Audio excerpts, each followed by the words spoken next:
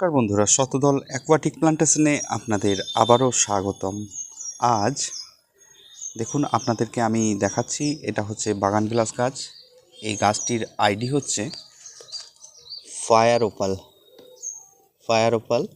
তো এই গাছটির বয়স মাত্র এই 2 মাস। তো এই 2 মাসের ভেতরেই গাছটি কিন্তু ওভারঅল গ্রোথ আপনারা দেখতে পাচ্ছেন। একটা 6 ইঞ্চি টবে আমি কিন্তু এই গাছটিকে আপাতত লাগিয়েছিলাম। আর লাগানোর সময় আপনারা তো জানেন, আমার একটা মিক্স ফার্টিলাইজার আর সামান্য মাটি আর একটু বালি দিয়ে এই গাছটিকে আমি তৈরি করেছি। তো এই গাছটি মোটামুটি যখন 1 বছর বয়স হবে তখন এই গাছটির চেহারায় অপরূপ হবে।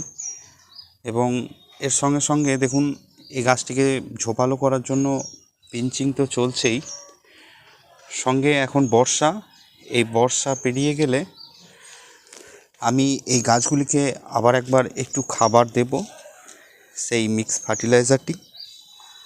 তারপরে শীতের সময় এই গাছগুলির চেহারা আরও পাল্টে যাবে।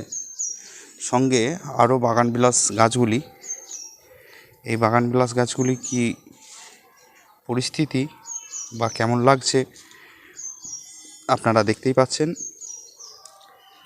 আর এই গাছগুলির পরবর্তীকালে কী রকম ফুল দেয় বা আমার কাছে কি কি ভ্যারাইটি আছে, অবশ্যই জানতে আমার চ্যানেলটিকে সাবস্ক্রাইব করে পাশে থাকুন। সঙ্গে নিত্য নতুন ভিডিওর আপডেট অবশ্যই আপনাদের কাছে থাকবে।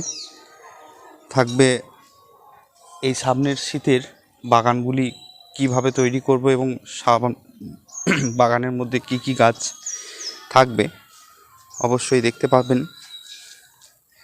তারই সঙ্গে দেখুন, এদিকে আছে একটা ফ্লেম। এ দেখুন, হাওয়াইন হোয়াইট। গাছগুলির ওভারঅল গ্রোথ খুব সুন্দর।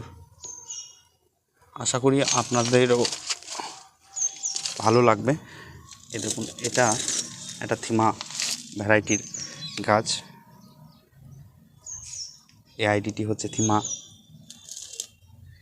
এই গাছগুলির বয়স কিন্তু বেশি দিন না, খুবই কম দিনের মধ্যে আমি গাছগুলোকে আরও ঝোপালো করব।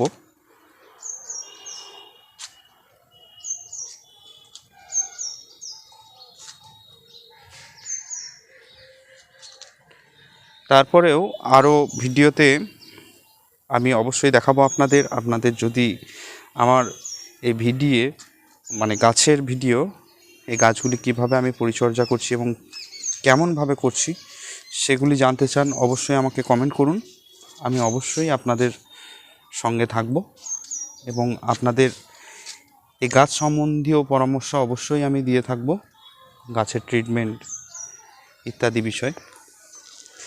এখানে এই গাছটি দেখুন, এই গাছটি হচ্ছে শুভ্রা, একটা সাদা রঙের ফুল।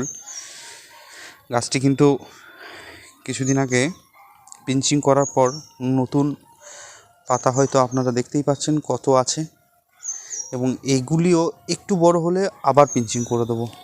ঠিক এই পিঞ্চিং করব আমরা সেপ্টেম্বর মাস পর্যন্ত। সেপ্টেম্বর মাসের পর আমরা কিন্তু আর পিঞ্চিং করব না। দেখা যায় যদি ওভারঅল আমার গাছের গ্রোথ কম থাকে তাহলে আমি শীতেও পিঞ্চিং করব, কারণ আমার এখন ইচ্ছে গাছগুলির ফুলের থেকেও বেশি গাছগুলিকে একটা সুন্দর শেপ দেওয়ার।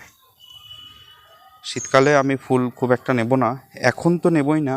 এখন যেগুলি মানে যে গাছগুলিতে ফুল আসবে সে গাছগুলিতে ফুলগুলি আমি কেটে দেব, কারণ ফুল যখনই চলে আসবে গাছের যে খাবারটা, গাছ কিন্তু ওই ফুলের মধ্যে অনেক খরচ করে ফেলবে। তাই আমি এই সময় গাছগুলিকে ফুল নেব না, শুধুমাত্র পিঞ্চিং করতেই থাকবো আর সামান্য কিছু কিছু করে মালচিং করে সামান্য একটু খাবার দেব। আর এই গাছগুলি কিন্তু কোনো রকম কোনো রাসায়নিক সার আমি প্রয়োগ করি না, আপনারা জানেন। আপনারা যদি প্রয়োগ করেন তো গাছের ফলিক স্প্রে করতে পারেন। হ্যাঁ, তাছাড়া কিন্তু ওভারঅল গাছের ওই জৈব সার, যদি মিক্স জৈব সার আপনারা একটা করে নিতে পারেন, তাহলে আর দেখতে হবে না। ওইটাই কিছুদিন পর পর আপনারা ব্যবহার করবেন, অবশ্যই গাছের গ্রোথ খুব ভালো থাকবে। তো ধন্যবাদ। পরবর্তী ভিডিও অবশ্যই আপনাদের সঙ্গে থাকব।